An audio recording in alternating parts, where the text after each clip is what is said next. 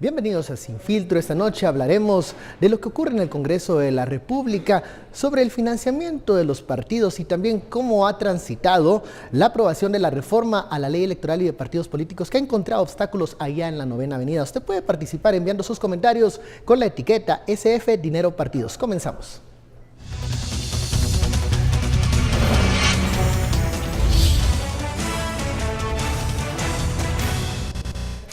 Y como le decía, esta noche hablaremos de lo que ocurre en el Congreso de la República y qué pasa luego de aquella modificación al Código Penal en donde, bueno, se regula el financiamiento electoral no registrado. Para hablar de ello tenemos en el estudio a Goyo Saavedra y a Mercedes Bautista. Muy buenas noches. Hola, buenas noches. Bueno, ya se adelantaba que los acuerdos se habían encontrado para modificar este delito, pero ahora el debate es: ¿cómo se deben financiar los partidos políticos? ¿Qué papel debe tener el financiamiento privado? ¿O deberíamos de debatir, encontrar algunas soluciones para incrementar el financiamiento público?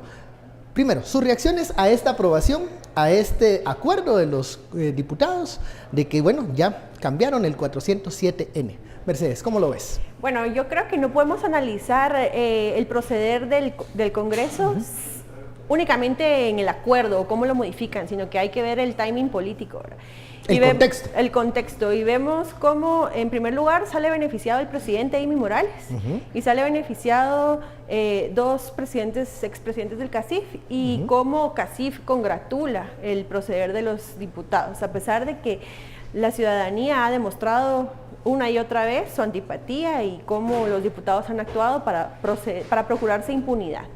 Y creo que la reforma a este 407 es precisamente eso, es procurar impunidad y no cambiar las condiciones para las próximas elecciones. Y para mí es grave que el último día de las elecciones, precisamente en el evento electoral, se pueda dar la cantidad de dinero que sea, sin necesidad de que entre a fiscalizarse de alguna forma, a saber quién y cómo lo dio, es grave, porque no cambia de ningún modo la forma en la que se ha procedido en las elecciones pasadas. ¿Crees que esto baja los ánimos de aquellos que pensaban tal vez participar en el evento electoral 2019? Yo creo que no debería bajar los ánimos, sino más bien motivarnos a la ciudadanía al proceso de fiscalización y de pedirle rendición de cuentas a quienes piensan participar, a los candidatos, cómo están recibiendo ese financiamiento. Que la ley no lo norme no significa que el partido político no lo plantee como parte de su programa, la transparencia y la fiscalización. Bueno, hay que ver cómo van a actuar los partidos políticos también en 2019 respecto al financiamiento de las campañas. Goyo, ¿cuál es tu reacción a esta aprobación y luego el debate de qué se va a hacer con el financiamiento electoral? Hay quienes satanizan el financiamiento a los partidos políticos y otros que hablan de transparentar o cambiar la cultura de financiar partidos políticos, pero que nadie se entere.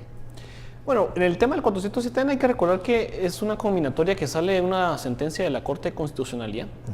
Y coincido con Mercedes en que hay que ver el contexto, ¿verdad? Porque no es la primera combinatoria de la CC a la reforma de una ley, pero sí es la primera que antes de un año el Congreso acata y de forma apresurada acelera, ¿verdad? Hay un contexto detrás de ello y eso es lo que permite que se reúnan los votos suficientes para hacer una reforma en ese sentido. Comparto en que es necesario o era necesario en el tipo penal dar claridad sobre los verbos rectores. Sin embargo, hay cuestiones que todavía quedan con un sinsabor al respecto de eso. Vemos ya imputados de casos de corrupción adelantándose a pedir la reforma del auto de procesamiento sobre sus delitos, ¿verdad? O sea, digamos, hay vinculación previa de un contexto y en eso coincido con Mercedes. Ahora, en el tema de financiamiento electoral y tratando de abstraernos del contexto y ver la panorámica completa, hay que tener claro que hasta los países con democracias consolidadas necesitan continuamente estar revisando su legislación en el marco del financiamiento a la política, ¿sí? Y la discusión de si el dinero debe ser más público o debe de permitirse más financiamiento privado, con qué tipo de controles, de qué tipo de mecanismos, o si debe excluirse el financiamiento privado, es un debate muy amplio. Y ahí hay, digamos, una diversidad de visiones respecto de lo que significa ese financiamiento y de cómo concebimos la política, el sistema y el Estado en general. Y por eso es que hace sentido esa continua de discusión. En Guatemala no podemos abstraernos de lo que queremos como contexto y como representación política, y por eso es que es necesario ponerle mucha atención a cómo se está financiando esa política. Lo que hubo en 2016 fueron avances a nuevos controles y a otro tipo de gestión del financiamiento público a las campañas presidenciales políticas, ¿verdad? Entonces hay que tenerle ojo a que esto solo es un avance. Definitivamente lo que hubo en 2016, lo que existía antes de las elecciones pasadas y lo que seguirá existiendo es siempre una discusión permanente para fortalecer nuestro sistema electoral y poder generar, sobre todo, que haya controles a que el dinero limpio sea el que financie la política y que el dinero del Estado, digamos, el dinero público, pues haga eficiente o cumpla un cometido, un sentido de por qué tienen que ser recursos públicos con tantas prioridades que otras prioridades que podrían existir, por qué tiene que ser a partidos políticos o a la política ese financiamiento. Luego de la aprobación de las reformas de 2016, muchos ojos voltean a ver al Tribunal Supremo Electoral, que es el encargado de implementar estos cambios, de fiscalizar, digamos, estos nuevos mecanismos de financiamiento, en donde ya hay, digamos, tal vez más claridad en cuanto a quién es el responsable de las cuentas en los partidos políticos. Recordemos que ahora ya los secretarios municipales, los secretarios departamentales van a tener que manejar las cuentas también de lo que reciban del financiamiento de las campañas. ¿Crees que el tribunal está preparado para este reto? Yo creo que es un reto muy grande al que se enfrenta el Tribunal Supremo Electoral y le apostaría más a un trabajo interinstitucional. O sea, es decir, no es únicamente el tribunal el que debe velar por el financiamiento electoral. Creo que la Intendencia de Bancos, incluso la SAT, pueden entrar a este proceso porque ¿a dónde entra el dinero? O sea, ¿cómo es manejado el dinero en las campañas electorales? ¿Es únicamente en efectivo? ¿Entra el sistema bancario? ¿Cómo entra? Entonces creo que la discusión debe ser más amplia. Si bien exigir que el Tribunal Supremo Electoral pues, nos pueda garantizar de alguna forma que tiene las capacidades institucionales para en el próximo proceso electoral garantizar elecciones limpias, lo más limpias posibles, sin que haya ningún tipo de fraude injerencia externa. Y luego, como bien decía Goyo, seguir este proceso de reforma electoral y consolidar o de alguna manera fortalecer las otras instituciones que pueden colaborar en la rendición de cuentas de estos procesos. Bueno, vamos a la pausa. Al retornar hablaremos sobre cómo lograr candidatos que no estén amarrados a compromisos, porque esto era lo que se daba muchas veces con este financiamiento electoral no transparente, no registrado. ¿Qué va a pasar en el 2019? De eso hablaremos al volver. Más discusión sobre los alcances de la reforma electoral. ¿Qué va a pasar en la implementación de esto para 2019?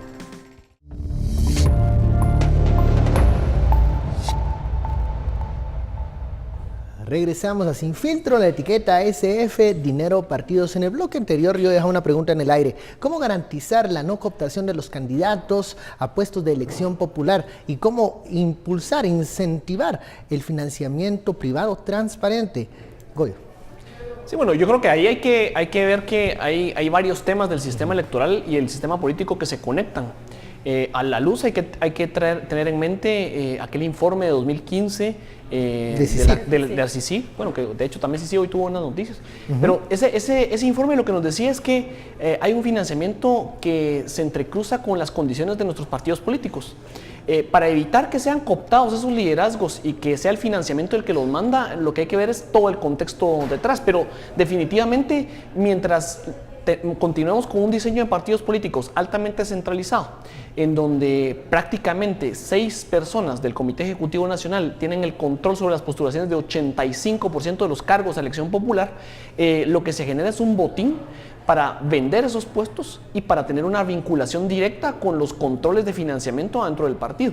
Entonces, cuando vemos, por ejemplo, el financiamiento público, la llamada deuda política, que es la que quieren subir los diputados, ¿verdad? En este momento, cuando vemos cómo opera, en el alto control que tienen algunos cargos dentro del partido político, eso no se logra, digamos, generar un incentivo de que ese dinero de financiamiento público genere mayor formación de cuadros técnicos, mejor política en general, o una desconcentración de esas capacidades, o una mejor capacitación, digamos, de los afiliados de los distintos municipios y departamentos. Entonces, ambas cosas están vinculadas.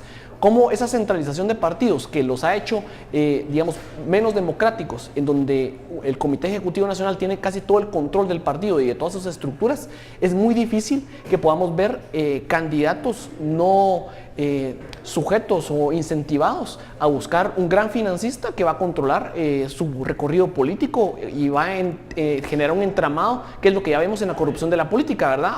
Obras a cambio de financiamiento de crimen organizado y otras fuentes que son ilícitas. Bueno, que vemos a estos funcionarios, que son, bueno, primero candidatos y luego funcionarios electos que responden a los intereses de quienes desfinanció la campaña. En cuanto a los nuevos partidos que están formándose, que ven todo esto, que ven incluso cómo la tradición es recibir financiamiento bajo la mesa, bajo ciertas condiciones, ¿crees que 2019 va a ser una campaña como la que estábamos acostumbrados otros años, con gran gasto de vallas, de anuncios, para impulsar la imagen de un candidato, o vamos a ver una campaña diferente porque este financiamiento, por lo menos ahora, ya es más claro? Sí, yo creo que la campaña va a ser un poco diferente, partiendo del hecho de que al menos la aparición en medios de comunicación, la pauta va igual para todos los candidatos, los partidos políticos, ¿verdad? Y creo que en eso ya hay un poco de equidad, de igualdad en cuestiones de competencia que tienen los partidos políticos entre sí. Y de ahí, para los nuevos partidos políticos que podamos pues observar corriendo en estas elecciones, creo que sí va a ser un reto, porque a como está el panorama político, pareciese ser que nadie quiere financiar partidos, que nadie quiere dar dinero por esa incerteza que había sobre el delito de financiamiento electoral. Y después creo que con esto que decías en el segmento anterior sobre cómo queda el 407, en donde el día del evento electoral aún se puede recibir financiamiento, va a depender muchísimo de los valores, de la forma de hacer política de los nuevos partidos políticos, cómo van a recibir ese financiamiento. Entonces hay que estar como muy alertas y muy pendientes de las propuestas que tienen estos nuevos partidos o nuevos comités pro formación para poder enfrentar la campaña electoral. ¿Existirá alguna forma de que la ciudadanía pueda solicitar, exigir, conocer quiénes son los financistas de un X o Y candidato? Pues ahora no se me ocurre una forma específica de cómo exigirlo como ciudadanía, sin embargo creo que sí se pueden pedir mecanismos de rendición de cuentas a los partidos políticos, ¿verdad? Más que a los financistas, a los partidos. Y específicamente con cosas tan simples como un número de un NIT, ¿verdad? Como por ejemplo el NIT, ahí se puede pedir acercarse a los secretarios de finanzas. Se me ocurre poder hacer foros sobre este tema, ¿verdad? Porque muchas veces el foro va sobre preguntas clásicas, sobre valores conservadores, si está a favor del aborto, si no está a favor del aborto, y creo que preguntas como estas serían muy valiosas para el próximo proceso. Algo que es una característica que ya vimos en 2015 peculiar son las redes sociales. ¿Cómo se va a fiscalizar el financiamiento de los partidos en redes sociales cuando es un área bastante gris que creo la normativa aprobada en 2016 aún no la contempló? Creo que vamos a ver este experimento de cómo avanzan los partidos, los candidatos en redes sociales. ¿Ustedes cómo creen que va a ser esa campaña virtual? Sí, yo veo ahí uno de los mayores defectos, no de la ley, sino del reglamento de control que generó el Tribunal Supremo Electoral. Creo que todavía hay tiempo de que cuando ya está en proceso de conformación completa y de ejercicio de las nuevas unidades de control de financiamiento, se pueda contemplar este tema, porque me parece que las campañas de México, de Costa Rica son un ejemplo claro de cómo el flujo de efectivo para el financiamiento de campañas en redes sociales es un tema que está adelante, o sea, la realidad está adelante de las instituciones de control, y creo que el Tribunal Supremo Electoral debería estar tomando nota y empezando a ver cómo generar la mayor confianza de ese régimen. Recordemos que aquí en Guatemala, digamos, es un poco más sencillo que en otros países porque el acceso al financiamiento de redes sociales está canalizado en pequeñas entidades, ¿verdad? O sea, en realidad la mayor cantidad del financiamiento va para Google o va para Facebook y a partir de eso, digamos, un buen entendimiento de cómo operan todos estos mecanismos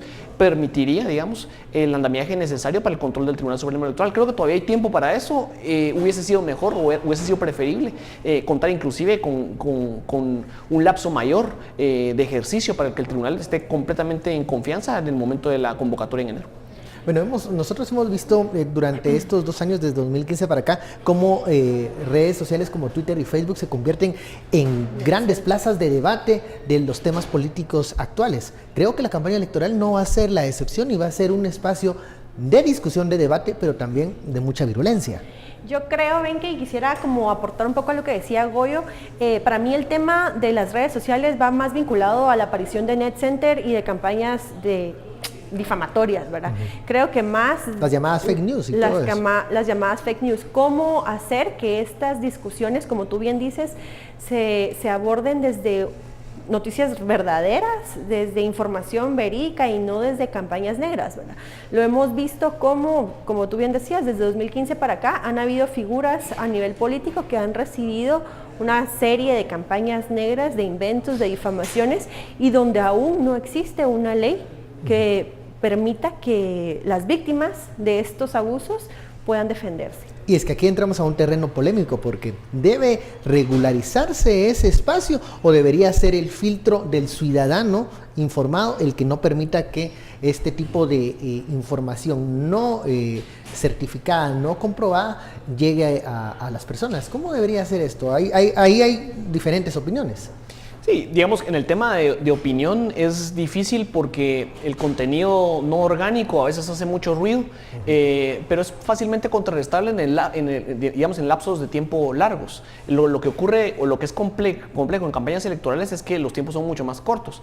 Pero yo mencionaba el que atendiendo a los principales entes o órganos en donde se puede generar la publicidad y las noticias se puede atajar mejor, porque de hecho la experiencia de las últimas semanas ha tenido a Gran Bretaña, que ya tiene regulaciones específicas en conjunto con algunas de estas grandes corporaciones para que cualquier contenido político en el marco de una campaña electoral tenga que pasar filtros para saber quiénes son las personas que están pagando por esos contenidos. Y eso nos puede vincular claramente a los marcos de financiamiento electoral.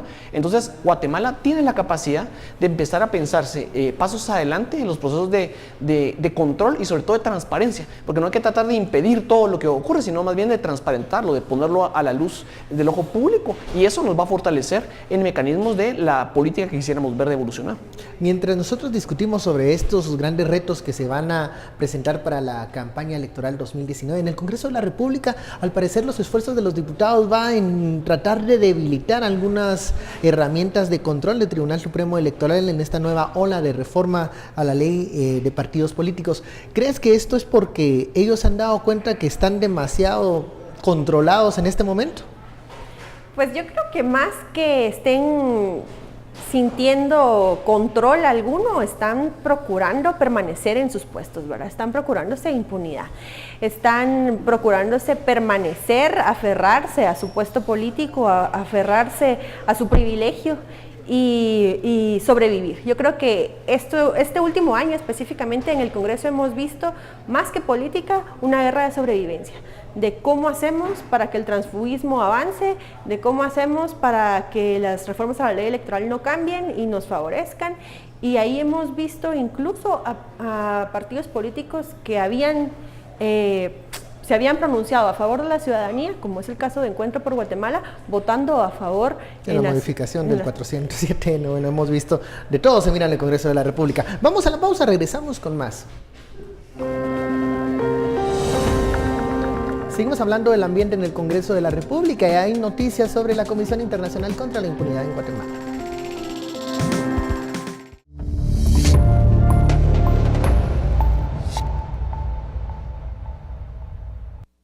Aprovecha las promociones que Comex trae para ti. 60% de descuento en tu segundo galón o cubeta de Promil Plus. Búscanos en Facebook como Comex Centroamérica. Presenta. Muy buenas noches, bienvenidos a esta emisión de Sin Filtro. Les saluda Sara Guerrero y es momento de compartir con ustedes información de las condiciones del clima, específicamente para la meseta central. Tenemos en pantalla el pronóstico de los próximos 3 días. Jueves, viernes y sábado continuamos con algunas precipitaciones. Tenemos un cambio considerable en el clima. Esto sería por las horas de la mañana y mediodía, en donde tenemos pues un ambiente bastante cálido y soleado. Sin embargo, nuevamente tenemos el ingreso de humedad por el litoral del Caribe. Esto va a estar contribuyendo a la presencia de lluvias, especialmente por las horas de la tarde y de la noche, acompañados de tormentas eléctricas. La temperatura máxima estará oscilando entre los 25 a los 26 grados centígrados al filo del mediodía, y por las horas de la tarde-noche nuevamente descienden las temperaturas. Información también referente al sol. Observamos los primeros rayos a las 5:33. Tenemos muy poca nubosidad, pero se han reportado bancos de nieblas en algunas regiones de la ciudad capital, para que usted lo pueda tomar en consideración y tome también sus precauciones. Y los últimos rayos del sol los apreciamos a las 18:32. De esta forma nosotros concluimos la información referente al clima. Continuamos con más. Llévate el galón de Real Flex Humedad Extrema a tan solo 240 quetzales. Visítanos en tu sucursal de preferencia. Búscanos en Facebook como Comex Centroamérica. Presentó. Regresamos a Sin Filtro y bueno, otra de las noticias que ha acaparado titulares este día ha sido, bueno, información proveniente de la CICIG. Este día Estados Unidos y Naciones Unidas han firmado un acuerdo de donación para hacer efectivo $6 millones para el funcionamiento de la misma. Ese acuerdo de donación firmado entre ambos incluye algunas medidas que fueron consensuadas entre CICIG y Naciones Unidas. Esto dice, estas medidas van encaminadas al fortalecimiento de los mecanismos de rendición de cuentas de la Comisión y del trabajo que CICIG viene realizando para el fortalecimiento del Ministerio Público. El mandato de la Comisión se mantiene íntegro, tal y como está establecido en el Acuerdo de Constitución. En concreto, las 3 medidas que se anunciaron hoy incluyen el nombramiento de un comisionado adjunto, proceso que ya está en marcha desde que el secretario general de Naciones Unidas se lo solicitó al comisionado Iván Velázquez. 2. Se prevé asimismo fortalecer los mecanismos de rendición de cuentas a la Secretaría de Naciones Unidas en Nueva York, mediante auditorías periódicas. Y 3. Se contemplan reportes narrativos trimestrales a los donantes sobre los avances en el trabajo del fortalecimiento al Ministerio Público que CICIG viene realizando. Esta es información que emana desde la Comisión Internacional contra la Impunidad en Guatemala y pareciera arrojar algunas luces sobre algo que se venía anunciando ya desde hace algunos días: el nombramiento de un secretario adjunto, nombramiento que hará el comisionado Iván Velázquez, y que también estas medidas de auditoría de las finanzas de la comisión. ¿Qué opinas sobre estas noticias que ahora ya son más oficiales, el nombramiento del comisionado adjunto y también estas auditorías que se harán para la rendición de cuentas de CICIG? Yo creo que son medidas saludables. Es sano que CICIG tenga este modelo de rendición de cuentas, un mecanismo que haga que los donantes puedan enterarse en qué se está usando su dinero. Y luego el tema del subcomisionado, pues me parece también saludable que sea el comisionado Iván Velázquez el que tenga a su cargo el nombramiento. Esto de alguna forma nos hace ver que el comisionado sigue trabajando en CICIG. Hemos visto fotografías de él en redes sociales en donde él sigue al frente y él sigue pues de alguna manera comprometido con esta lucha contra la corrupción. Creo que sea una persona de confianza, de su confianza por la capacidad que la persona pueda tener, va a ser saludable para la comisión. Pareciera que el gran ausente es el gobierno de Guatemala. Sí, y yo creo que ese es un poco el mensaje también que transmite Naciones Unidas a partir de esto. Estuvo el espacio para que de forma amistosa o continúe, digamos, el espacio de forma amistosa se puedan resolver diferencias, pero esas diferencias implican un diálogo de otro tipo. Y aquí lo que hay es, habiendo buscado Guatemala el acuerpamiento de la embajadora ante Naciones Unidas para, digamos, tirar las palabras en contra de la comisión, en contra inclusive del secretario general de Naciones Unidas por el tema de CICIG por parte del gobierno de Guatemala, hoy es revertido diciendo, bueno, Estados Unidos, que era uno de los donantes que tenían on hold el dinero de donación, hoy lo libera y lo que dice es, acuerpamos esta decisión, pedimos un proceso de rendición de cuentas, ¿verdad?, para que los contribuyentes estadounidenses sepan en qué se utilizan esos fondos, y lo que hay es un respaldo a que es el comisionado Velázquez el que continúa en ese cargo y que no hay una modificación a lo que en algún momento planteó el secretario general, de que es el comisionado, la persona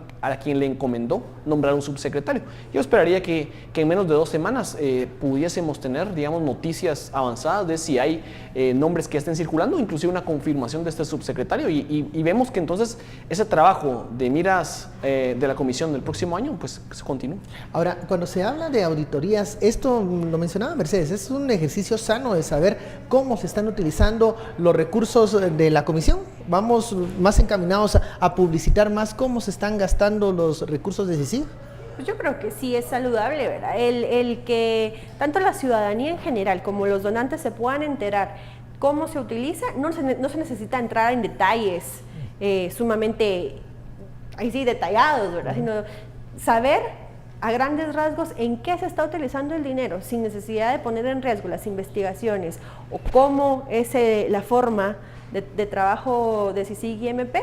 Creo que podemos obtener resultados favorables para el desarrollo de este año que ha sido prolongada el mandato de CICIG. Bueno, veremos qué pasa también, porque recordemos que el gobierno de Guatemala ha hablado ya del momento de transferencias de capacidades, y creo que en este comunicado no se menciona nada de eso, sino de continuar trabajando en el mismo sentido que lo viene haciendo desde la integración de la Comisión Internacional contra la Impunidad en Guatemala. Muchísimas gracias, Mercedes. Gracias. Goyo, se nos ha acabado el tiempo. Muchas gracias por su preferencia. Esto fue Sin Filtro. Feliz noche. Nos vemos mañana.